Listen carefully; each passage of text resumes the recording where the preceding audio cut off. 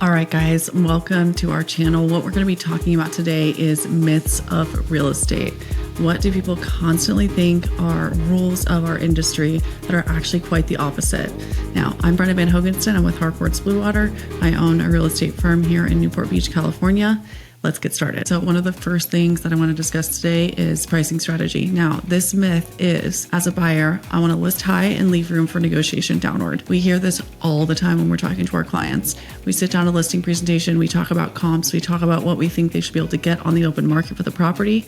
And instead of listing at an aggressive number that will generate a ton of interest and allow us to leverage those offers into a higher number, they want to start high and give themselves some extra room for people to come in low and meet them somewhere in the middle. What this strategy ends up creating is a situation in which you are chasing the market downward. The statistics in California right now is that there is an 80% chance if you reduce your price once on your listing, you will have to reduce it 2 more times before you sell.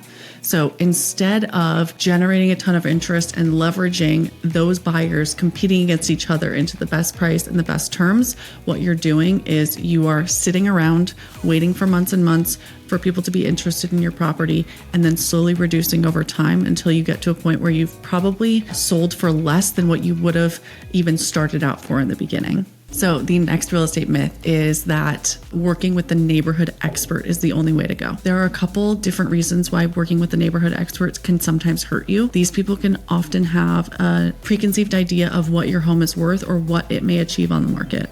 Now, when I say that, I mean, if this person has seen your floor plan sell for a certain number in the past, they may be stuck on the idea that that's the only amount that your property can bear when it goes on the market. Now, if you're not working with a neighborhood expert, they might not know the comps as well or as naturally, but that person is not going to be coming into your listing campaign with a ceiling of what they believe the home will not get more than. In addition to the risk I just laid out in working with a neighborhood expert, there's also the component that is, if that agent is working an area very commonly, it's often that if they're listing your property and a buyer comes through that home, they don't necessarily like certain aspects of that property. Instead of your agent focusing on trying to sell them on your home or trying to understand what their needs are better in order to be able to get them excited about the opportunity of your property, they'll often just shuffle them down to another listing or another property that agent has listed in the area.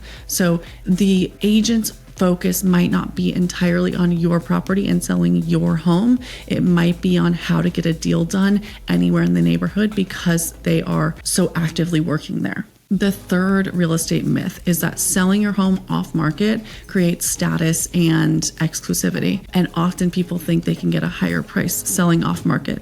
It's sort of a badge of honor. In many situations, selling off market can be very beneficial to both the client selling their home as well as the buyer. However, we often find that those situations are most beneficial for instance, an older couple who's lived in this home for a very long time. There's been deferred maintenance. They don't have the ability or the money to do that maintenance themselves. And they also don't want to go through the time and energy and inconvenience of going on the market because they are elderly. So having an investor group come in and offer them an off-market offer might make most sense for that couple at that life circumstance.